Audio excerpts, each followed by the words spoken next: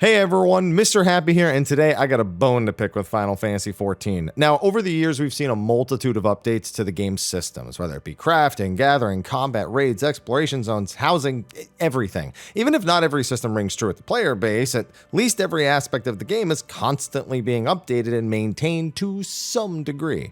And they're not done yet. Now with the graphics update on the way, dual dye channels, work on Viera and Hrothgar headgear, even new character creation options being mentioned in a recent Q&A, it seems like absolutely everything has been mentioned. Except for one major thing that to this day holds back one of Final Fantasy XIV's greatest strengths amongst the player base and the communities it has fostered.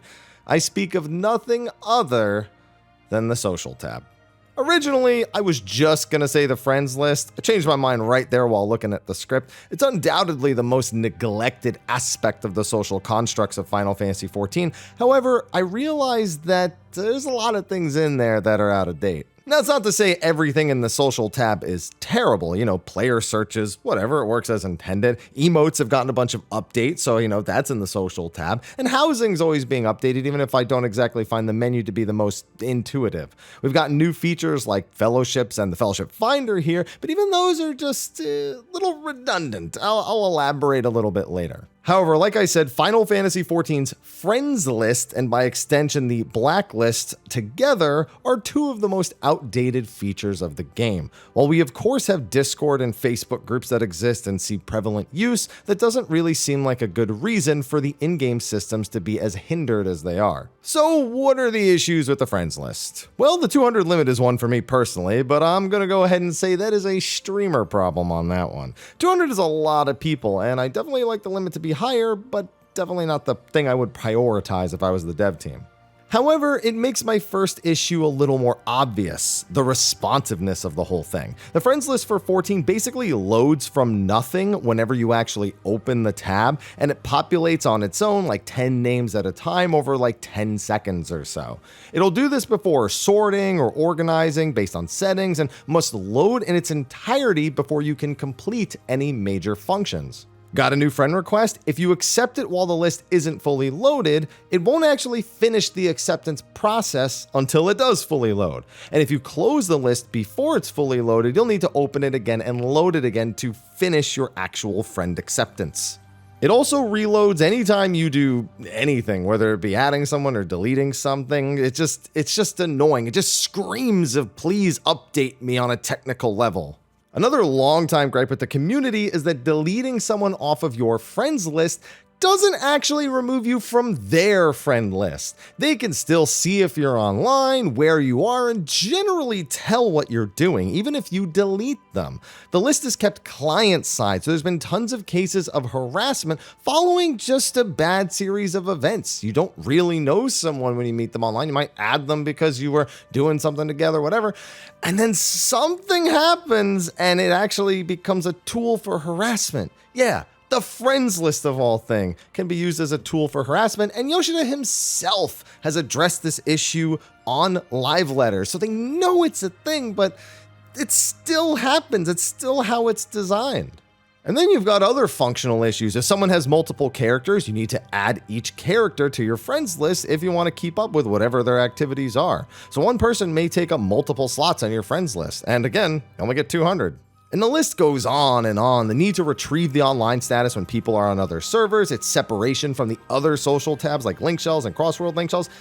Speaking of which, sidebar, why are those even two separate tabs, one of which has no default key binding to boot?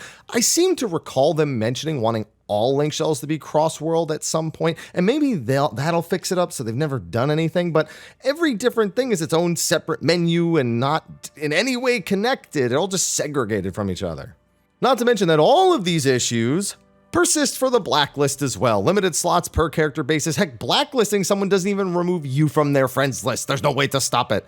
I mean, sure, you can't join parties together, but it just fails to really achieve much other than not seeing chat messages or being able to join their parties.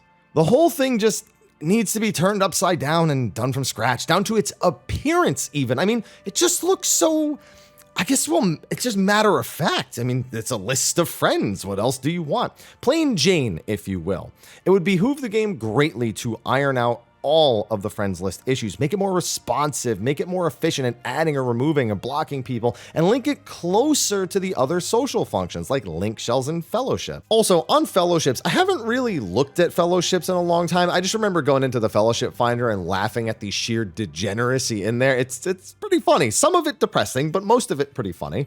But I noticed that they have all sorts of unique functions. You know, they have polls and notices on top of the message board thing, which I know is kind of like the main purpose of it instead of it being a traditional chat channel. But I see these things and I think to myself, why are these fellowship exclusive? They can clearly do these things in game and they would be useful for the other chat options. I mean, my free company has to post a link to a poll in like Discord or something like that, but my fellowship can just do it in game. A message board would be great if I want to inquire about things but can't be online all the time. I could just check it when I get back, see if anyone replied. And again, I know like Discord and Facebook groups, you could achieve all the same things there, but I'm talking about putting these features in game, but then just kind of hamstringing where they're actually available and who they're actually available to.